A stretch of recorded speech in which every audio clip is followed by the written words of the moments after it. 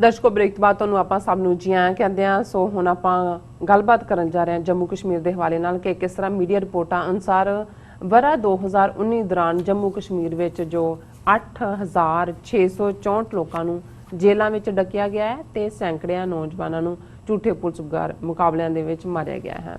ਸੋ ਕੀ ਕਦੇ ਕਸ਼ਮੀਰੀਆਂ ਤੇ ਜ਼ੁਲਮਾਂ ਦੀ ਕਾਲੀ ਬੋਲੀ ਰਾਤ है वो मुकेगी? इस बारे आप गलबात करन जा रहे हैं। सो असीं चाहांगे कि तुसीं साडे नाल इसे तरह ही बने रहना एंड नाल ही आपां गुरबाणी विचारां भी तुहाडे नाल साझीआं करन जा रहे हैं। सो तुसीं साडे नाल इसे तरह ही बने रहना।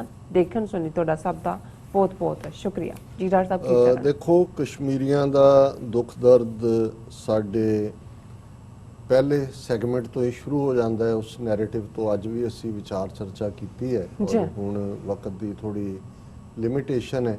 पर मैं एक रिपोर्ट देख रहा सी जिहदे च उन्होंने कहा है कि 8664 persons lodged in GK jails in 2019। हुण ये वो फिगर है जिहड़ी सिर्फ जम्मू कश्मीर दीयां जेलां च है। सैकड़ियां कश्मीरियां नूं यूपी बिहार उत्तराखंड दीयां जेलां च इन्हां ने 5 अगस्त 2019 नूं जदों स्टेटस खत्म किया है उस पासे वल तुरिया। इन्हां चों किन्ने किस किस्म के टॉर्चर का शिकार ने किवें असीं पहले सैगमेंट च गल कीती सी कि 9 रैपोर्टियर्स ने UN वालियां ने लिखिया इंडिया नूं कि किवें 10,000 8,000 9,000 के करीब फिगर सी कि जिहड़ियां अनमार्कड ग्रेव्स ने और जिहड़े डिसएपीयर होए ने उन्हां दी बॉडी उन्हां दे पेरेंट्स ने ऑर्गेनाइजेशन बनाई हुई है उन्होंने वालों कि भाई इसकी जवाबदेही करो और दूसरा करो। ये जी डिटेल है ये उन्होंने सरकारी हवाले नाल है। Report prison statistics of India 2019 unveiled by national crime record bureau lays bare that 8,664 persons were admitted in jails of J&K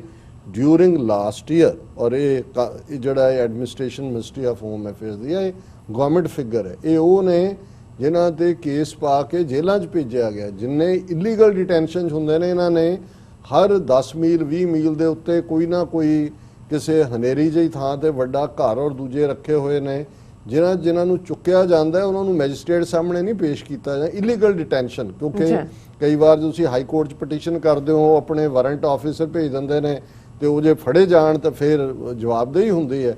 सो हज़ारां जिहड़े ने वो इलीगल असीं तां पंजाब च देखिया होया इन्हां दा।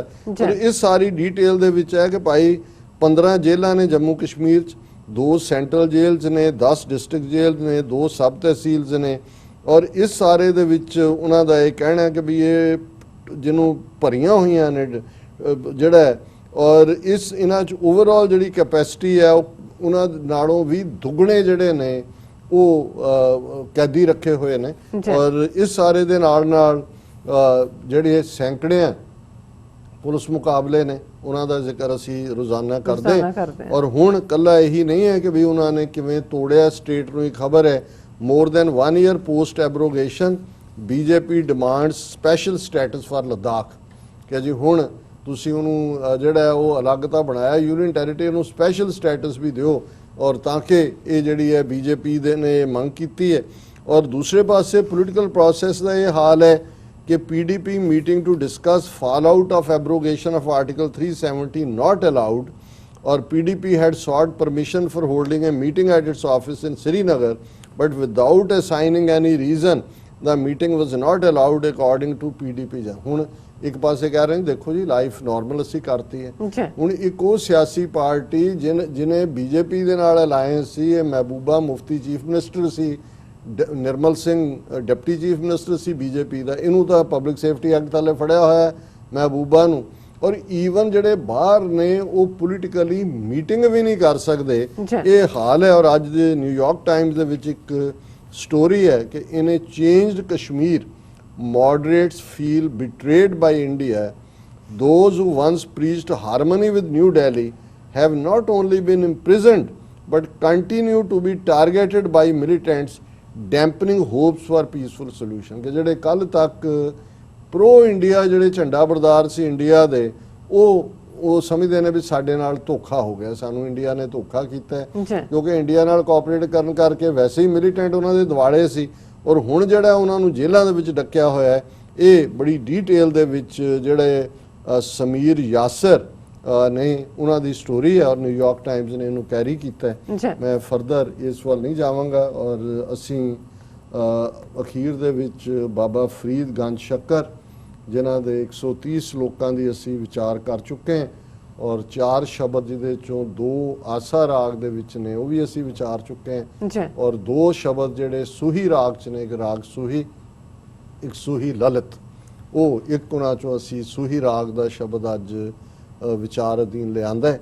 ਇੱਕ ਓੰਕਾਰ ਸਤਿਗੁਰ ਪ੍ਰਸਾਦ ਰਾਗ ਸੂਹੀ ਬਾਣੀ ਸ਼ੇਖ ਫਰੀਦ ਜੀ ਕੀ।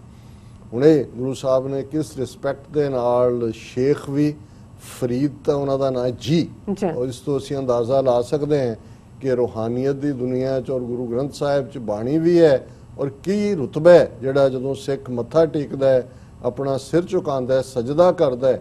ਇਹ ਕੋਈ ਬੁੱਤ ਪ੍ਰਸਤੀ ਨਹੀਂ ਹੈ ਗੁਰੂ ਗ੍ਰੰਥ, ਇਹ ਰੱਬੀ ਕਲਾਮ ਦੇ ਅੱਗੇ ਹੈ, ਜਿਹਦੇ 'ਚ ਸਿਰਫ ਤੇ ਸਿਰਫ ਰੱਬ ਦੀ ਗੱਲ ਹੈ, ਰੱਬ ਦੀ ਸਿਫਤ ਸਲਾਹ। ਔਰ ਬਾਬਾ ਫਰੀਦ ਫਰਮਾਉਂਦੇ ਨੇ, ਤਪ ਤਪ ਲੋਹੇ ਲੋਹੇ ਹਾਥ ਮਰੋਰੋਂ, ਬਾਵਲ ਹੋਈ ਸੋ ਸੌ ਲੋਰੋਂ, ਤੈ ਸਹਿ ਮਨ ਮੈਂ ਕੀਆ ਰੋਸ, ਮੁਝ ਅਵਗੁਣ ਸਹਿ ਨਾਹੀ ਦੋਸ਼, ਤੈ ਸਾਹਿਬ ਕੀ ਮੈਂ ਸਾਰ ਨ ਜਾਣੀ, ਜੋਬਨ ਖੋਏ ਪਾਛੈ ਪਛਤਾਣੀ। ਰਹਾਉ, ਜਿਵੇਂ ਰਹਾਉ ਦੀ ਤੁਕ ਸੈਂਟਰਲ ਆਈਡੀਆ ਹੁੰਦਾ ਹੈ ਸ਼ਬਦ ਦਾ, ਬਾਬਾ ਫਰੀਦ ਫਰਮਾਉਂਦੇ ਨੇ ਕਿ ਤੈ ਸਾਹਿਬ ਕੀ ਮੈਂ ਸਾਰ ਨਾ ਜਾਣੀ, ਹੈ ਮੇਰੇ ਰੱਬ, ਮੇਰੇ ਅੱਲਾਹ ਤਾਲਾ, ਮੈਂ ਤੇਰੇ ਤੱਤ ਨੂੰ, ਹਕੀਕਤ ਨੂੰ, ਤੇਰੀ ਸਚਾਈ ਨੂੰ ਨਹੀਂ ਜਾਣਿਆ। ਮੈਂ ਸਾਰੀ ਜ਼ਿੰਦਗੀ ਹੋਰ ਤਰ੍ਹਾਂ ਦੇ ਮਾਇਆ ਦੇ ਰੰਗਾਂ 'ਚ ਹੀ ਆਪਣੀ ਜੋਬਨ, ਆਪਣੀ ਜਵਾਨੀ ਗਵਾ ਦਿੱਤੀ, ਜੋਬਨ ਖੋਏ ਪਾਛੈ ਪਛਤਾਣੀ। ਹੁਣ ਮੈਂ ਬੁਢਾਪਾ, ਔਰ ਜਦੋਂ ਮੌਤ ਆ ਕੇ ਦਰਵਾਜ਼ੇ ਤੇ ਦਸਤਕ ਦੇ ਰਹੀ ਹੈ, ਤੇ ਇਹ ਸਾਹਿਬ ਮੈਨੂੰ ਪਛਤਾਵਾ ਹੈ ਕਿ ਮੈਂ ਆਪਣੀ ਜਵਾਨੀ ਦੇ ਵਿੱਚ, ਆਪਣੇ ਭਲੇ ਦਿਨਾਂ 'ਚ ਤੇਰੇ ਵੱਲ ਕਿਉਂ ਨਹੀਂ ਮੈਂ ਤੁਰੀ, ਮੇਰੀ ਰੂਹ, ਮੈਂ ਤੈਨੂੰ ਕਿਉਂ ਨਹੀਂ ਆਪਣੀ ਜ਼ਿੰਦਗੀ ਦਾ ਆਧਾਰ ਬਣਾਇਆ। ਔਰ ਬਿਗਨਿੰਗ ਹੀ ਹੈ ਕਿ ਹੁਣ ਮੇਰਾ ਪਛਤਾਵਾ ਇਹ ਹੈ ਕਿ ਤਪ ਤਪ ਲੋਏ ਲੋਏ ਹਾਥ ਮਰੋੜਾ। ਹੁਣ ਜਦੋਂ ਤੁਸੀਂ ਪਰੇਸ਼ਾਨ ਹੁੰਦੇ ਹੋ, ਤੁਸੀਂ ਹੱਥ ਮਰੋੜ ਰਹੇ ਹੁੰਦੇ ਹੋ, ਲੁੱਛ ਲੁੱਛ ਤੁਹਾਡਾ ਅੰਦਰ ਕਰ ਰਿਹਾ ਹੁੰਦਾ ਹੈ। ਸੋ ਬੜੇ ਖੂਬਸੂਰਤ ਲਫ਼ਜ਼ ਨੇ, ਤਪ ਤਪ ਜਿਹੜਾ ਹੈ ਵੀ ਖੱਪ ਖੱਪ ਕੇ, ਦੁਖੀ ਹੋ ਕੇ, ਲੋਏ ਲੋਏ ਲੁੱਛ ਲੁੱਛ ਕੇ ਮੈਂ ਆਪਣੇ ਹੱਥ ਮਰੋੜ ਰਿਹਾ। ਬਾਵਲ ਹੋਈ ਸੋ ਸ਼ੋ ਲੋਰਾ, ਬਾਵਲ ਹੁੰਦਾ ਸ਼ਦਾਈ ਹੋਣਾ, ਕਮਲਾ ਹੋਣਾ, ਕਿ ਮੈਂ ਸ਼ਦੈਣਾ ਵਾਂਗ ਜਿਹੜਾ ਜਾਂ ਸ਼ਦਾਈਆਂ ਵਾਂਗ ਮੈਂ ਤੈਨੂੰ ਆਪਣੇ ਪਿਆਰੇ ਨੂੰ ਲੱਭ ਰਿਹਾ। ਤੈਸੈ ਮਨ ਮੈਂ ਕੀਆ ਰੋਸ, ਕਿ ਮੇਰਾ ਹਾਲ ਇਹ ਸੀ ਕਿ ਹੇ ਮੇਰੇ ਪਿਆਰੇ, ਤੂੰ ਮੇਰੇ ਤੇ ਗੁੱਸਾ ਕਿਉਂ ਕੀਤਾ। ਹੁਣ ਇਹ ਆਪਣੇ ਮਨ ਦੇ ਭਾਵ ਨੇ ਕਿ ਮੈਂ ਤੇਰੇ ਵੱਲ ਨਹੀਂ ਤੁਰਿਆ। ਮੁਝ ਅਵਗੁਣ ਸਹਿ ਨਾਹੀ, ਇਹ ਮੈਂ ਤੇਰਾ ਨਹੀਂ ਹੈ, ਤੇਰਾ ਗੁੱਸੇ ਦਾ ਹੱਕ ਬਣਦਾ ਹੈ, ਮੈਂ ਹੀ ਅਵਗੁਣ ਹੈ, ਮੇਰੇ ਹੀ ਔਗਣ ਨੇ। ਤੇ ਸਹਿ ਨਾਹੀ ਦੋਸ਼ ਸ਼ੌ, ਪਿਆਰਾ ਇਹਦਾ ਕੋਈ ਦੋਸ਼ ਨਹੀਂ ਹੈ, ਕਿਉਂਕਿ ਤੈ ਸਾਹਿਬ ਕੀ ਮੈਂ ਸਾਰ ਨਾ ਜਾਣੀ, ਤੇਰੇ ਪਿਆਰੇ ਦੀ ਮੈਂ ਸਾਰ ਨਹੀਂ ਜਾਣੀ। ਜੋਬਨ ਖੋਏ ਪਾਛਾ ਪਛਤਾਣੀ। ਰਹਾਓ, ਹੁਣ ਉਹਦੇ ਅਲੰਕਾਰ ਨੇ, ਮੈਟਾਫਰ ਨੇ, ਕਾਲੀ ਕੋਇਲ ਤੂੰ ਕਿਤ ਗੁਣ ਕਾਲੀ, ਆਪਣੇ ਪ੍ਰੀਤਮ ਕਿਹੋ ਬਿਰਹਿ ਜਾਲੀ। ਹੁਣ ਆਪਣੇ ਆਪ ਨੂੰ ਸਮਝਾ ਰਹੇ ਨੇ ਕਿ ਤੂੰ ਆਪਣੇ ਪਿਆਰੇ ਦੇ ਇਸ਼ਕ ਦੇ ਵਿੱਚ, ਮੁਹੱਬਤ ਦੇ ਵਿੱਚ ਉਸ ਕਾਲੀ ਕੋਇਲ ਵਰਗਾ ਕਿਉਂ ਨਹੀਂ ਹੋ ਗਿਆ। ਜਿਹੜੀ ਜਦੋਂ ਪੁੱਛਿਆ ਜਾਂਦਾ ਹੈ ਕਿ ਕੋਇਲ ਤੇਰੇ ਗੀਤ ਇੰਨੇ ਮਿੱਠੇ ਨੇ ਪਰ ਤੇਰਾ ਰੰਗ ਇੰਨਾ ਕਾਲਾ ਕਿਉਂ ਹੈ, ਉਹਨੇ ਕਿਹਾ ਵੀ ਮੈਂ ਆਪਣੇ ਪ੍ਰੀਤਮ ਦੇ, ਪਿਆਰੇ ਦੇ ਬਿਰਹਾ ਦੇ ਵਿੱਚ, ਵਿਛੋੜੇ ਦੇ ਵਿੱਚ ਇਹ ਮਿੱਠੇ ਗੀਤ ਕੱਢਣ ਦੇ ਲਈ ਮੈਨੂੰ ਆਪਣਾ ਆਪਾ ਜਿਹੜਾ ਉਹ ਮੈਂ ਉਹਦੇ ਹਵਾਲੇ ਕਰ ਦਿੱਤਾ। ਉਹਦੇ ਬਿਰਹਾ ਦੇ ਵਿੱਚ, ਉਹਦੇ ਵਿਛੋੜੇ ਦੀ ਤੜਪ ਦੇ ਵਿੱਚ ਮੈਂ ਕਾਲੀ ਹੋ ਗਈ ਹਾਂ। ਕਾਲੀ ਕੋਇਲ ਤੂੰ ਕਿਤ ਗੁਣ ਕਾਲੀ, ਆਪਣੇ ਪ੍ਰੀਤਮ ਕੇ ਹੋਂ ਬਿਰਹਿ ਜਾਲੀ। ਬਿਰਹਿ ਬਿਹੂਨ ਕਤੈ ਸੁਖ ਪਾਏ, ਜਾਂ ਹੋਏ ਕਿਰਪਾਲ ਤਾਂ ਪ੍ਰਭੂ ਮਿਲਾਏ। ਉਹ ਉਪਦੇਸ਼ ਦੇ ਰਹੀ ਹੈ ਕਿ ਕਦੇ ਕੋਈ ਆਪਣੇ ਪਿਆਰੇ ਤੋਂ ਵਿਛੜ ਕੇ ਵੀ ਸੁਖੀ ਹੁੰਦਾ। ਜੇ ਤੁਸੀਂ ਬਿਰਹਾ ਹੈ, ਇਹ ਜਿਹੜਾ ਪਿਰ ਤੋਂ ਬਿਨਾ ਕਦੇ ਵੀ, ਪਿਰ ਤੋਂ ਵਿਛੜ ਕੇ ਕਦੇ ਸੁੱਖ ਨਹੀਂ ਮਿਲਦਾ। ਕਦੇ ਸੁਖ ਪਾਇਆ, ਜਾਂ ਹੋਏ ਕਿਰਪਾਲ ਤਾਂ ਪ੍ਰਭੂ ਮਿਲਾਏ। ਇਹ ਰੱਬ ਦੀ ਰਹਿਮਤ ਹੁੰਦੀ ਹੈ ਜਦੋਂ ਰੱਬ ਉਸ ਬਿਰਹਾ ਨੂੰ ਕੱਟ ਕੇ ਆਪ ਮਿਲਾਪ ਕਰਵਾਉਂਦਾ ਹੈ। ਵਿਦਣ ਖੂਹੀ ਮੁੰਦ ਇਕੇਲੀ, ਨਾ ਕੋ ਸਾਥੀ ਨਾ ਕੋ ਵੇਲੀ। ਵਿਦਣ ਹੁੰਦੀ ਹੈ ਕੰਬਾਉਣ ਵਾਲੀ, ਭਿਆਨਕ। ਤੁਸੀਂ ਕਹਿੰਦੇ ਜੀ ਕਾਲਾ ਖੂਹ ਜਾਂ ਡਰਾਉਣਾ ਖੂਹ, ਉਹ ਵਿਦਣ ਹੈ ਕਿ ਵੀ ਇਹ ਜਿਹੜੀ ਜ਼ਿੰਦਗੀ ਦਾ ਸਾਰਾ ਸਫ਼ਰ ਹੈ ਉਸ ਵਿਦਣ ਖੂਹੀ ਵਾਂਗ ਸੀ ਤੇ ਅਗਲਾ ਜਿਹੜਾ ਸਫ਼ਰ ਹੈ ਉਹਦੇ 'ਚ ਵੀ ਮੁੰਦ ਇਕੇਲੀ ਮੈਂ ਜਿਹੜੀ ਹੈ ਇਕੱਲੀ ਇਸ ਰਸਤੇ ਦੇ ਉੱਤੇ ਹਾਂ ਇਸਤਰੀ ਮੁੰਦ ਇਸਤਰੀ ਨੂੰ ਕਹਿੰਦੇ ਨੇ, ਨਾ ਕੋ ਸਾਥੀ ਨਾ ਕੋ ਬੇਲੀ। ਇਹ ਸਾਰੇ ਸਫ਼ਰ ਤੇ ਜਿਹੜਾ ਉਹ ਇਕੱਲੇ ਹੀ ਤੁਰਨਾ ਪੈਂਦਾ, ਕੋਈ ਸਾਥੀ ਬੇਲੀ ਨਹੀਂ ਹੁੰਦਾ।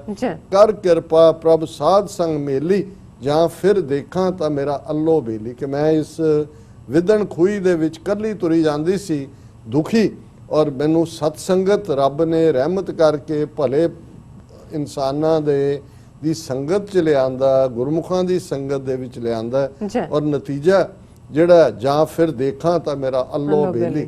ਫਿਰ ਮੈਨੂੰ ਇਸ ਗੱਲ ਦੀ ਸਮਝ ਆਈ ਕਿ ਜਿਹੜਾ ਅੱਲਾ ਬੇਲੂਆ ਉਹ ਬੜਾ ਖੂਬਸੂਰਤ ਮਲਕਾ ਪੁਖਰਾਜ ਔਰ ਉਹਨਾਂ ਦੀ ਡਾਟਰ ਦਾ ਕਿ ਸਾਡਾ ਬੇਲੀ ਅੱਲਾ ਹੈ। ਵੀ ਇਹ ਗੱਲ ਭਲੇ ਲੋਕਾਂ ਦੀ ਸੰਗਤ ਦੇ ਵਿੱਚ ਆਈ ਸਮਝ ਕਿ ਤਾਂ ਮੇਰਾ ਅੱਲਾਹ ਬੇਲੀ।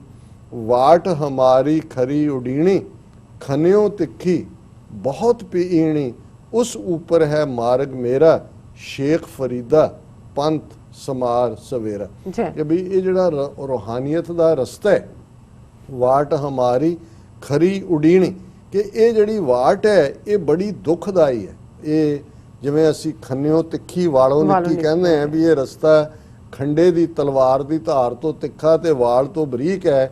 ਬਾਬਾ ਫਰੀਦ ਕਹਿੰਦੇ ਨੇ ਵਾਟ ਹਮਾਰੀ ਖਰੀ ਉਡੀਣੀ, ਕਿ ਇਹ ਸਾਡਾ ਜਿਹੜਾ ਜੀਵਨ ਹੈ, ਇਹ ਜੀਵਨ ਦਾ ਸਫ਼ਰ ਹੈ, ਇਹ ਬੜਾ ਚਿੰਤਾਧਰ ਹੈ, ਖੰਡੇ ਨਾਲੋਂ ਵੀ ਤਿੱਖਾ ਹੈ। ਖੰਨਿਓ ਤਿੱਖੀ ਬਹੁਤ ਪੀਣੀ, ਬਹੁਤ ਬਾਰੀਕ ਹੈ, ਬਹੁਤ ਤੇਜ਼ ਧਾਰ ਵਾਲਾ ਹੈ, ਬਹੁਤ ਪਤਲਾ ਰਸਤਾ ਹੈ, ਉਸ ਉੱਪਰ ਹੈ ਮਾਰਗ ਮੇਰਾ। ਬਾਬਾ ਫਰੀਦ ਕਹਿੰਦੇ ਨੇ ਇਹ ਉਹ ਰਸਤਾ ਹੈ ਜਿਸ ਉੱਪਰ ਮੈਂ ਚੱਲਣਾ। ਸ਼ੇਖ ਫਰੀਦਾ ਪੰਥ ਸਮਾਰ ਸਵੇਰਾ, ਕਿ ਜਿਵੇਂ ਅਸੀਂ ਜੇ ਸਫ਼ਰ ਤੇ ਪੈਣਾ ਹੋਏ ਤੇ ਅਰਲੀ ਮਾਰਨਿੰਗ ਸ਼ੁਰੂ ਕਰ ਲਈਏ ਸੂਰਜ ਚੜ੍ਹਨ ਤੋਂ ਪਹਿਲੇ, ਤੇ ਜਦੋਂ ਤੱਕ ਧੁੱਪ ਚੜ੍ਹਦੀ ਹੈ ਤੁਸੀਂ ਵੱਡਾ ਪੈਂਡਾ ਮਾਰ ਲੈਂਦੇ ਹੋ। ਇਸੇ ਤਰ੍ਹਾਂ ਜੇ ਅਸੀਂ ਜ਼ਿੰਦਗੀ ਦੇ ਮੁੱਢਲੇ ਦਿਨਾਂ ਦੇ ਵਿੱਚ, ਬਚਪਨ ਦੇ ਵਿੱਚ, ਜਵਾਨੀ ਦੇ ਵਿੱਚ ਇਸ ਰਸਤੇ ਤੇ ਤੁਰ ਪਈਏ ਰੂਹਾਨੀਅਤ ਦੇ, ਉਹ ਸਵੇਰ ਵੇਲੇ ਹੀ ਉਸ ਪੈਂਡੇ ਨੂੰ ਵੱਲ ਤੁਰ ਪਈ ਹੈ ਸ਼ੇਖ ਫਰੀਦਾ ਪੰਥ ਸਮਾਰ ਸਵੇਰਾ, ਫਿਰ ਤੁਹਾਡੀ ਮੰਜ਼ਿਲ ਵੀ ਮਿਲ ਜਾਂਦੀ ਹੈ ਔਰ ਅੱਲਾਹ ਤਾਲਾ ਵੀ ਜਿਹੜਾ ਤੁਹਾਡਾ ਬੇਲੀ ਹੁੰਦਾ ਹੈ। ਇਸ ਲਈ ਉਹ ਕਹਿੰਦੇ ਨੇ ਕਿ ਹੇ ਫਰੀਦ ਸਵੇਰੇ ਸਵੇਰੇ ਆਪਣਾ ਰਸਤਾ ਸੰਭਾਲ। ਇਹ ਅੱਜ ਦਾ ਵਿਚਾਰ ਜੀ। ਡਾਕਟਰ ਸਾਹਿਬ ਤੁਹਾਡਾ ਬਹੁਤ ਬਹੁਤ ਸ਼ੁਕਰੀਆ, ਤੁਸੀਂ ਅੱਜ ਐਵੇਂ ਸ਼ੂ ਤੇ ਅੱਜ ਦਾ ਵਿਚਾਰ ਸਾਡੇ ਦਰਸ਼ਕਾਂ ਨਾਲ ਸਾਂਝਾ ਕੀਤਾ ਹੈ। ਸੋ ਇਸ ਨਾਲ ਆਪਣੇ ਵਿਊਅਰਸ ਕੋਲ ਨੇ ਇਜਾਜ਼ਤ। ਵਿਊਅਰਸ ਸਾਡੇ ਪ੍ਰੋਗਰਾਮ ਦਾ ਸਮਾਂ ਇੱਥੇ ਸਮਾਪਤ ਹੁੰਦਾ। ਤੁਸੀਂ ਆਪਣੀ ਰਾਏ ਤੇ ਸੁਝਾਅ ਸਾਨੂੰ ਭੇਜਣਾ ਭੁੱਲਣਾ ਸਾਡੇ ਇਸ ਪਤੇ ਤੇ SOS@tv84.tv ਤੇ ਅਸੀਂ ਆਪਣਾ ਪ੍ਰੋਗਰਾਮ ਲੈ ਕੇ ਫਿਰ ਦੁਬਾਰਾ ਤੁਹਾਡੇ ਸਨਮੁਖ ਹੋਵਾਂਗੇ। ਤਦ ਤੱਕ ਲਈ ਮੈਨੂੰ ਤੇ ਆਪਣੇ ਡਾਕਟਰ ਨੂੰ ਆਗਿਆ ਦਿਓ। ਦੇਖਦੇ ਰਹੋ TV84। ਬੁਲਾ ਦਿਓ ਫਤਿਹ। ਵਾਹਿਗੁਰੂ ਜੀ ਕਾ ਖਾਲਸਾ, ਵਾਹਿਗੁਰੂ ਜੀ ਕੀ ਫਤਿਹ। ਰੱਬ ਰਾਖਾ।